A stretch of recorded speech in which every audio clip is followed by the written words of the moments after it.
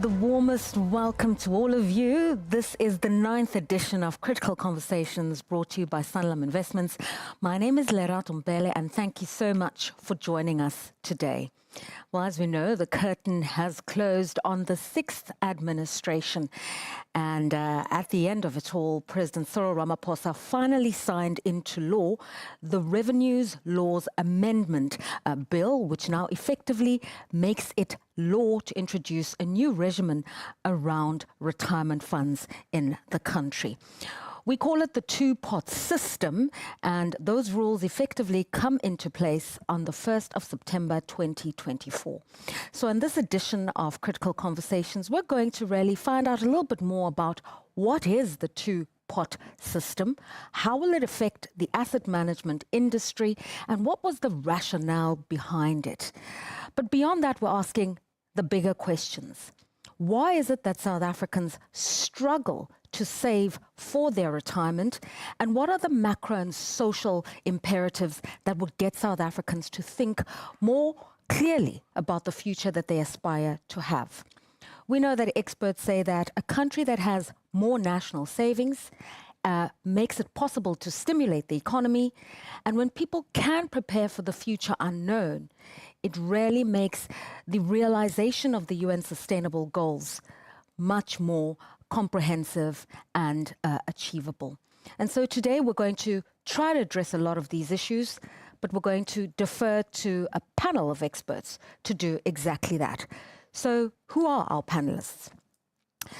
First off, we have Manka Sebastian. She's the portfolio manager at Sanlam Properties for Sanlam Investments. We thank you, Manka, for your time. Seated next to her is Matthew Parks. He's the parliamentary coordinator of COSATU, South Africa's largest trade union movement. We also have Anne Cabot-Alitzhauser, who's the co-founder for the Responsible Finance Initiative at GIBS, the Gordon Institute for Business Sciences. And then finally, we have Dr. Mavis Majura, who's an adult development and leadership psychologist. And so we thank you all, ladies and gentlemen, for being with us. As you know, we really want Critical Conversations to be about you and the critical issues you want to bring to the fore. So we really implore on you to be engaging. So please use your social media platforms to continue the conversation and to bring in more people in the conversation. So whether you are raising some of the themes on Twitter or X, as they call it, on LinkedIn, please do so using the hashtag Critical Conversations 9, and remember to tag us on the handle at Sanlam Invest. We'd also like to engage with you further on the platform where you're watching, and so at the bottom of your platform screen is a question and answer portal. Please use it to post your questions, and then I'll be able to ask the panelists some of the questions that are on your mind in real time. And remember, when you post those questions, you make me sound a little bit smarter than what I really am. So we really do ask you for your engagement. We've broken down the conversation into 4 thematic areas. And so after each one, we're going to be presenting a poll to you just to gauge your sense and your interest in that particular subject matter. So do also look out for the poll question and do participate in the poll so that we know what your views are on some of the themes and the sub-themes that are coming up in the conversation. Just a final reminder, use the hashtag #TheFutureIsSustainability. And then because our conversation today is about saving for the future, use the hashtag #SavingForChange. This is Critical Conversations 9, and tag us at Sanlam Invest. With all of that admin out of the way, let's get into it. As I ask just the simplest of questions, looking for the most succinct of answers from each of our panelists. They say that South Africans don't save, or certainly don't save enough. Why is that, Manka? I think it's a layer question. When we look at the cost of living within South Africa, we are actually the 9th highest in terms of Africa, right behind Zimbabwe. So that does make the cost of living one of the challenges.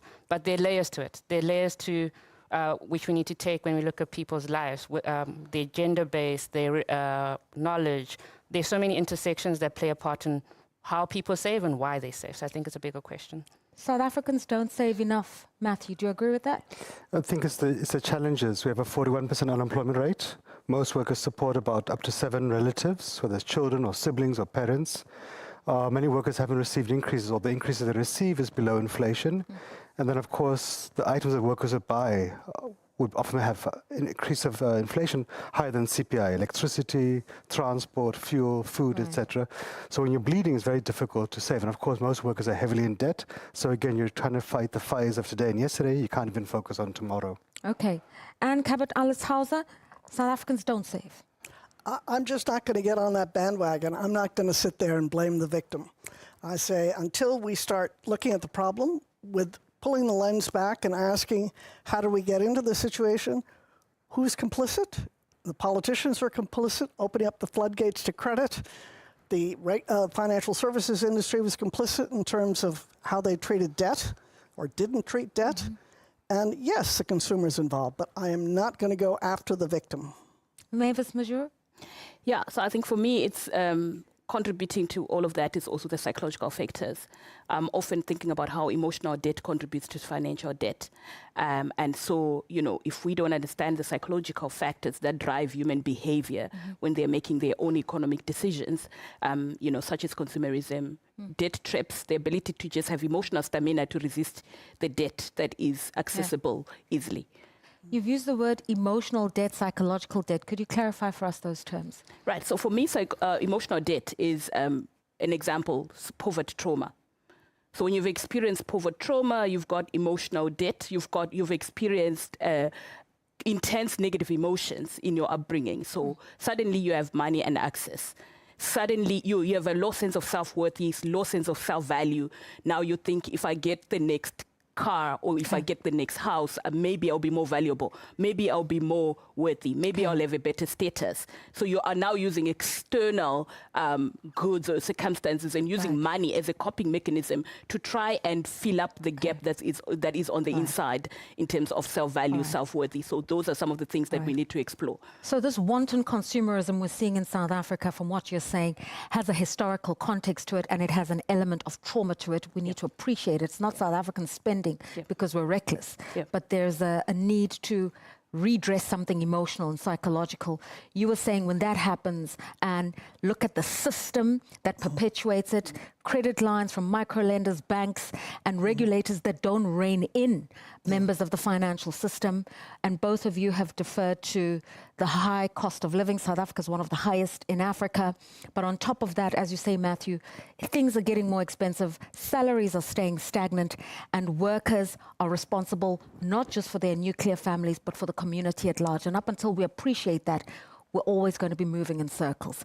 Those become some of the issues, ladies and gentlemen, that our panelists have raised as to why it is that South Africans don't save. As I said, experts say building up a reserves of savings in the country is a great stimulus for the country. It improves on the country's debt profile with international creditors and lenders, and ultimately people preparing for their future helps to align with the SDGs. Let's find out if that's really true. If there is a link between savings and the GDP or the economy of the country. So what we're told is that the average South African, that's you and that's me, uses about 75% of their disposable income to settle debt.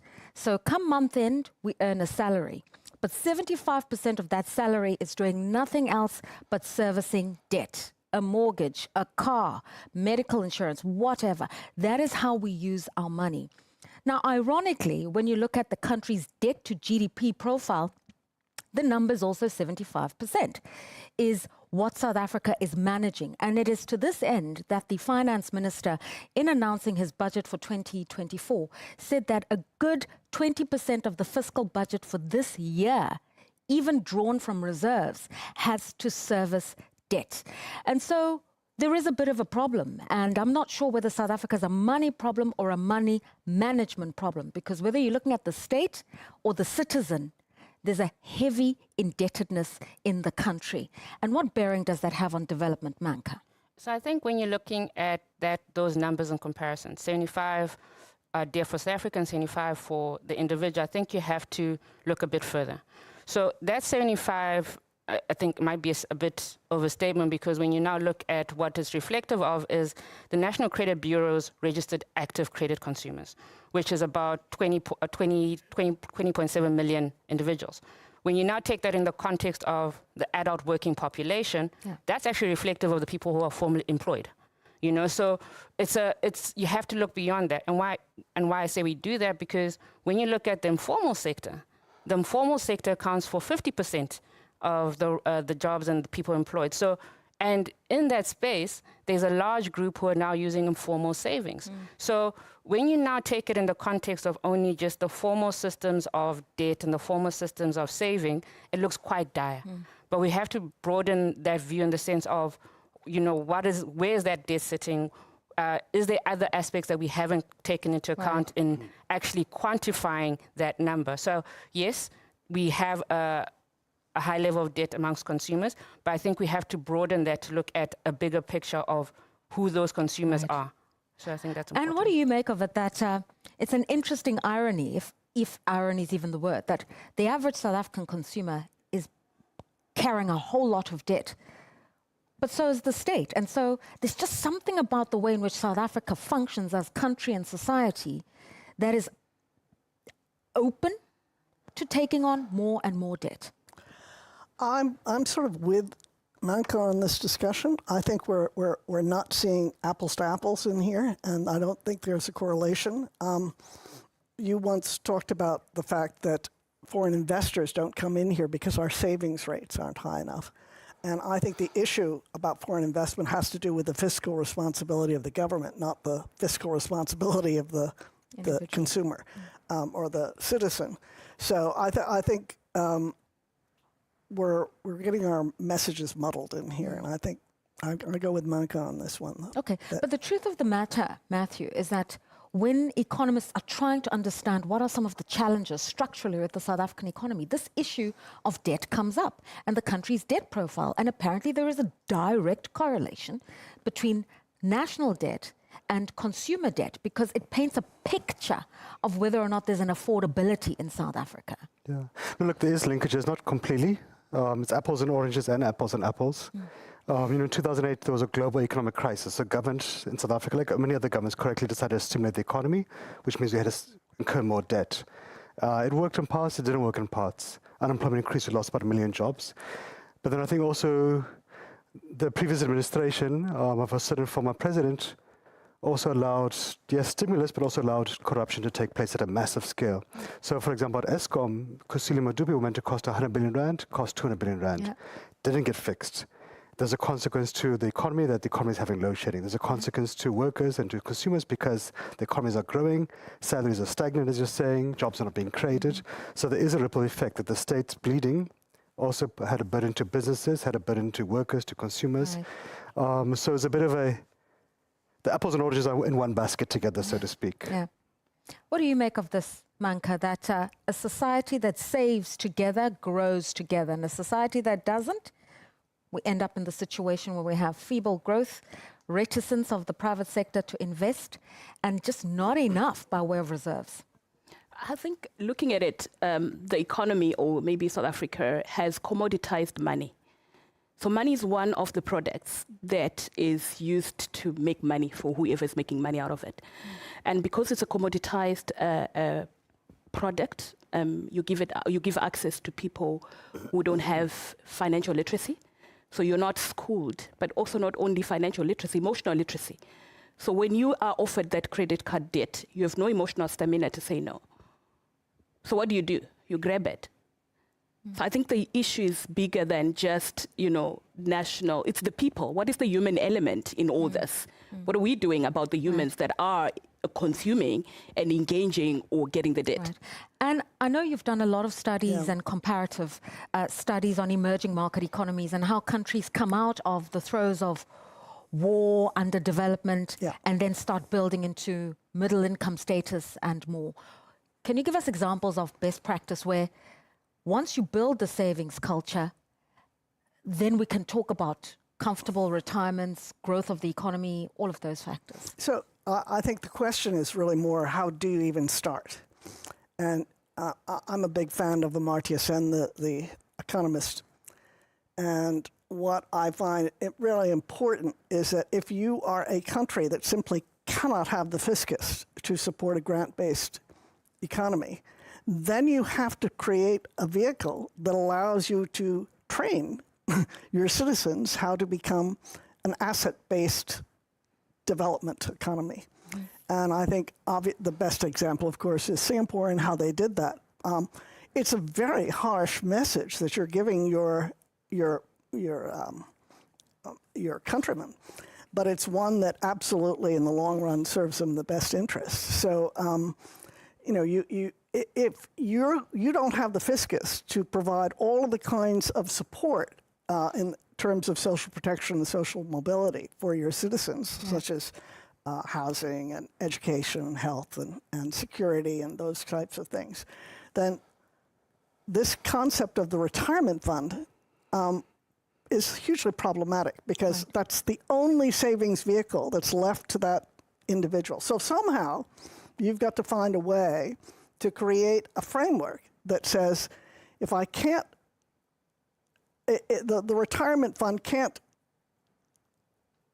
fill in the gap for all this. I've got to find another way that allows them to fill in the gap. And there are various different models out there that do that. Okay, so am I understanding you correctly? So let's assume the average working South African enters the labor force at age 24. Yeah.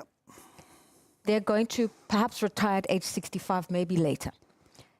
From the first paycheck, a person should be thinking about saving, and somebody should be helping them on that journey. Okay, I'm going to flip that around. When you enter the workforce, I think we've got to stop thinking about them getting it to an end point where they retire. Right. We don't have that model anymore in the world. You have to teach right from day one that when I get that income check, how do I deploy it in such a way that I can get, for my lens of responsibility, the optimal amount of what sort of multiplier effect for that money. So that means even past the point in which my employer says you're no longer useful to me, I've got to be able to enable that person to be able to keep on earning an income if that's what they choose, or support their family or whatever. And so we have this ridiculous model that doesn't apply anymore to the world that we're living in. I know, Manka, you want to... So I think what Anne is trying to say is that the model that we should be looking at when people enter into the workspace is there's a difference between income generation and wealth generation. And income generation takes care of the short term. But when you're now having to make a decision of what's my wealth accumulation going to be over my period of employment, the decisions change, because then it's like my asset base needs to grow such that come the ebbs and flows, do I have an asset base? Do I have a house that I know is my house? Can I forego the loss of, like you're saying, consumerism and short-term gratification to build a wealth base that will sustain me in the long term? So I think that's what you're trying to get across. The thing is that it all sounds very responsible, but I want to go to your point, Mavis, which is the historical trauma. You can't come from a system that deliberately worked its way into creating disadvantages for a majority of the population, almost systematizing their poverty, and then at the first chance of that child coming out of Deep Sloot squatter camp to get a job, we tell them, be a responsible person, don't buy a car, don't buy a house, don't buy nice things. For people who historically, by virtue of the system itself, had denied them that ability. So we're not saying don't buy. Buy responsibly. Right, because when you actually go and buy beyond your means, you're not only creating problems for yourself, you're creating problems for the next generation. So it doesn't give you what you think it will give you. It gives you short-term excitement and happiness, and then after 2 months, you're not sleeping at night. Financial stress is on you, right? So you now have access, but financial stress is loading, and we know that financial stress impairs long-term planning. So you're no longer even planning for the future, because now you're now in the survival mode. Not because you are not earning enough, but because you actually fixed yourself by getting more than what you can afford or that is beyond your means. Except, Matthew, the South African worker is not earning enough, according to you. No, if you look at the stats for consumer expenditure stats, the national credit reports, it doesn't paint a pretty picture. I think most workers would be lucky if they only spend a quarter of their salary on transport to get to work, and that gets more pressure because of the petrol price increases. Easily spend a quarter on electricity. the rest on food, and of course you're squeezing in debt in between. So people are borrowing money on short-term loan, machinistas, credit cards, all sorts of debt, and it's saying often these are vulture lenders. So people are just borrowing just to survive. So I don't really think it's the issue of luxuries. I think it's just that the salaries not keeping pace. And of course, if you're supporting 7 relatives as opposed to maybe 3 relatives, it means your salaries cut into corporate SA or society of the working population. But we know that more than 18 million South Africans rely on welfare. We alluded to it earlier on in terms of the fiscal burden, the fiscal responsibility. And yet these South Africans who are indebted as taxpayers are also carrying this component of the population as well. So when we talk vicious cycles of inequality and poverty and incessant ubiquitous debt, this is the context of this particular country. Yeah. Even just before that, even on Anne's point, you have some banks, when one won't mention names, who you'll go to the bank, as Lerato, ask for a loan at a fair interest rate. Bank will say, no, you look a little bit suspect. You go next door to one of these kind of payday lending companies, and they'll charge double the interest rate. They'll give it to you because they're not so picky. But often those payday lending companies are owned by the very same bank that chased you away.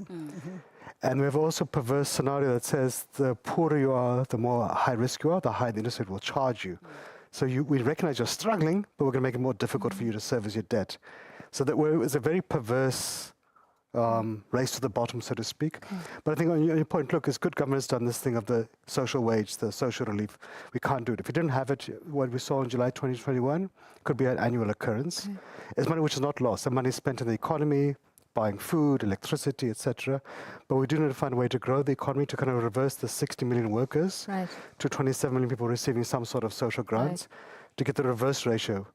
And then that can also assist because the value of the social relief is not huge. It's beyond even poverty, the 370 grant or the child support grant. Not to belittle it, but you really want to say, guess reverse ratios, then you can actually push up the levels. But also we need to have a discussion, say how to get people who are receiving social grants who want to work, let's get them to skills training programs, let's get them to public employment programs like a presidential employment stimulus, whatever it is, or internships, artisanships, because no one wakes up thinking, yes, I would love to be on a social grant system. Manka, I've got 2 questions. Okay, make a comment and then I've got 2 for you. So I'm going to advocate a bit on the financial services side, especially when it comes to the lending. Because when you take a look at it, when a person walks into the bank, a bank has to operate on best available data. You know, they've collected data on the country, on the segment, and they've looked at it and said, well, based on what we know, this is the consequence. So yes, the person's ability to pay comes into a point. But the part that there's a bit of a disconnect is that when we look at how South Africans treat their income, how they treat their money, most of them withdraw most of it in cash immediately. You know, when you're looking at your grant, 76% of the grants withdraw everything on the day it comes in. So you then have a banking system that's making decisions based on that data set, right? So when you look at it, the next question should be, well, how can the banking system do these assessments from bottom up? You know, once that cash has left the banking system, where does it go? You know, does it go to community saving schemes where you have them saving there because their trust in the community-run saving scheme is much stronger than they have in the financial system? So it's a question of, now that we have technology that's moved so far in the last 3 years, we actually have a better opportunity and responsibility to understand the financing data bottom up versus top down, because I think that's when we have that disconnect. Because when you go to a payday loan, they know it's a payday loan and you're that desperate. But let's go backwards and let's do it from the people up. 2 questions very briefly. When we're talking savings the way we are and whether there'll be enough, what burdens and responsibilities people carry, I want to refer to what the 2 other women mentioned is when the state intervenes, whether through financial planning or however it happens, to think about a wealth generation model. So when you're surviving. You can't think about, I'm buying a house, it's an asset for the future, so I might not have saved enough, but at least I have a house. Generational wealth becomes a very tricky concept in a South African context. Would you agree? I would agree. I think even if in that South African context, like you're saying earlier, that when we look at the majority of the population, they come with different perspectives and come with different baggage, emotional baggage. I think it's that acknowledgement that, you know, you can be a South African who has because of historical consequences, have not been able to access financial resources. So for you, the idea of generational wealth is not top of mind. Then you have the aspect that you said in terms of culturally, you have to support 7 people, and then that's another perspective of them. But then you start bringing in other aspects of, you know, females' responsibility to have that caregiver role, be it whether they're married or not. You know, there's that expectation. So when you look at generational wealth, and as you know, we know it from a kind of a westernized view, it's very individualistic, and it always tends to take one perspective of a person. Okay. So when we start thinking about how as a nation we start building generational wealth, we also have to look at all the intersections that make up a person. Right. Because once you now start creating financial products that help the person who's supporting 7 people to get to the next day of their own food, you start then allowing them to have that mental capacity Right. to think about wealth. You've just mentioned, and then consider the gender concept. So it was interesting to me in the recent elections, the largest proponent of registered voters were women. They made up 55% of registered voters, and ultimately they were the majority of people who voted. So there's something about a society where women feel responsible for everything that's happening around them, economically too. What's this concept of feminine economics or feminine accounting? So feminine accounting is trying to allow us as both society and the financial sector to understand that when women get their paycheck, they don't automatically think of savings for themselves. You know, there's an aspect of socialization that's happened that says, you know, it's almost a woman's responsibility to take care of their mother, you know, first before they think about savings. So like you saw in the elections, you know, women were like, we need change. There's something that has to happen. You know, as change, we have to. And I think about even my personal group, you know, on WhatsApp, it was purely female saying, where are you in the queue? How far are you going? Because we were determined that we were going to vote. And that socialization of that gender role means that when income comes in, our priority doesn't always put our savings first. And it can be across different intersections. You can have cultural accounting. You can have typical male accounting, which says pay bond first, you know, or know that you are the first son, that you've got bigger obligations. So I think the aspect of what, you know, research and academic world is trying to push us towards is don't look at things as black and white. No one is black and white. You have to account for all the different perspectives and accounting that has to happen before they even think about saving. So we can talk about all these broad issues. Okay, Anne, over to you. Whether it's the macro stuff, it's the financial system, it's all these things we've spoken about. But there's also the component of, are women primary caregivers? Are women financially responsible for households? And how would they approach the savings continuum? Correct. And I think the body of knowledge and research out there generally paints women as bad savers. You know, if you look at when they take a look at how do women hold assets, women always tend to hold low risk, like cash. And it's a misconception that women are bad savers because we haven't taken that broader view. So now people are starting to look at that broader view and say, it's not that they're bad savers. It's just that for them, holding cash is the best way that they can get things sorted. And their money is accounted for already, it's spoken I for. think we're also missing another really big elephant in the room. And that is the fact it's interesting because I think earlier we talked about communal savings like Stokvels. Now, why are they so predominant? Even people who are in the formal sector save in Stokvels. So there's a trust factor there. There's a community factor there. There's a psychological, we're all in on this together. And Germany has a fantastic model that's been enormously successful in these tiny little community banks, you know, and we have this hegemony up here of these big 5, I don't know, are there only 5, 6 big banks that control everything. They're so distant from us. And they're not very well known for their loaning out to the SMME community. And I can't even get through the call center in my bank, whose name I will not mention. Give us a color. No, joking. Yeah. No, I won't even do that. But we need to bring the financial services down to the community level, and we need to enable these smaller entities, the Stokvels, to formalize in something that is tangible, not to go into a big blue or a big red or a big green or Green, whatever, but to go into something that there's Right. connection to the community. I want us now to break down the two-pot system. But before I do that, Matthew, Oh, yeah.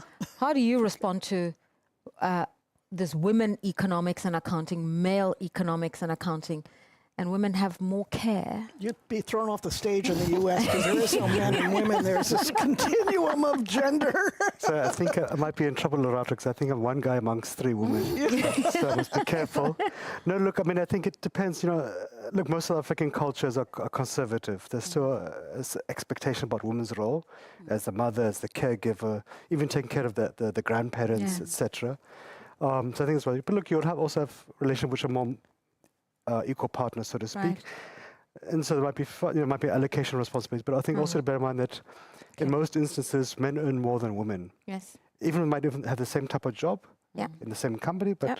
so there's also that kind of pressure. So yes, the man, the father, whatever, might do the bond, the car loan, etc. The kind of external stuff. The woman might do the domestic expenditure. But there's also that kind of workplace salaries. Your salaries are fundamentally unequal. So there's other pressure point. Mavis, what do you think of this one? Is that because women are so busy caring for everybody else, they don't save enough, and then come retirement, they don't have enough? So I think South Africa is also interesting because 70% of the households are female. What is it called? Led. Yeah, female-led. Female-led. Yeah. So you've got females that have got, a number of people that they're taking care of, the kids, that they're looking after the children, and the men can maybe just go free, make kids and go free. So you are sitting there with, with the, again, back to the Black Pride, where you have 7 kids that are coming off your own salary and you're taking care of them. So there is not enough disposable income for the female to then be able to go around and even be saving. But also it's the socialization, the conditioning piece. So we need to decondition and recondition. So we've always prioritized relationships over anything else. Right? Meaning, even in the cultural context, you would submit and have your money being managed by your male counterpart and not have confidence in yourself to be able to allocate and self-determine and say, okay, I want to build this kind of portfolio for myself. So I think it's all those factors as well to look at. Religion as well. You go to the church, predominantly female, and they are really putting their tithes and their offerings, right? And there's nothing wrong with that. But I think there's that sort of, conditioning, reconditioning to be able to prioritize things that are sustainable. Because we're all hoping for investing. a miracle. Okay, jest aside. Audience poll number 2. Which of the following do you believe is the biggest obstacle to all of us saving in South Africa? Is it, as has been referred to, high levels of personal debt? Is it the economic challenges in the country, including these social issues we've been speaking about, plus an economy that has feeble growth, high unemployment in the country? Is it a lack of financial education and awareness? Or is it just a limited access to savings and investment opportunities? And to that one, we just want to add this issue of the stockpiles. It's not that people aren't saving. They're just not saving in a formal asset management type of way. Maybe those opportunities are in the informal sector. What do you think are the reasons here? A, B, C, or D? Please vote now. And whilst we wait on your results, I'd like us just to remember Sanlam's living investment proposition. So this is a company that wants to be your partner in building a prosperous future for all, the planet, people, and community. Let's find out how. Some investments are just investments. But we offer living investments, sustainable ones with a pulse, with a palpable impact. Because right now, solar power is being harvested. A community is being uplifted. An affordable house is becoming someone's home. And tomorrow, and the day after that. That's our living investments and how we're living our investment purpose. Our investments tick and throb, move and grow. They multiply, create jobs, give opportunities, change lives, change our planet. We're talking investments with a heart that beats for South Africa, for Africa. ever evolving, never stagnant. It's what we call living investments in people, community, and planet. And we'd love for you to live it too. All right, so obviously as we're talking today, it's about the future, making a sustainable future, investing for the future, but also saving for change. So remember those hashtags. SOD grant, again, many imperfections is fine, but it's maybe not a foot in the door, it's a toe in the door to kind of building the social net that society needs. And of course, all of these are part of the puzzle, maybe half the part, but also we have a lot of discussions at different levels, at bargaining councils and the master plans, and NEDLAC, Parliament, etc. The fundamental issue, you've got to grow the economy, you've got to create jobs, because the two must go together. I just want to stay with you as we wind this down. For those who are not convinced by this two-pot system, who are very anxious about how things are going to change on the 1st of September, can you give us a fair, brief evaluation of the risks and the advantages? Well, the risk right now, we continue the status quo, where people just cash out all the time. When they're drowning in debt, they cash out. When they change jobs, they cash out. And hence, most South Africans don't have enough built up when they retire. So the status quo is scary. Here, we're going to be preserving 2/3 in most instances for retirement. Yes, you might have some relief for retrenchment, but in most instances, it'll be preserved. So we're not preserving 2/3. Now we will be. At the same time, we'll be giving people a 13-check equivalent once a year, helping to ease some of the more expensive short-term debt. Right. So it is a bit of a win. It's not perfect. We had to also compromise on some of our expectations, but I think by and large, it's better. I think the fact that industry itself is saying this makes sense, and they recognize that the people cash out. Right. And so I think for us, that kind of says, you know what, government, business, labor, all on the same page.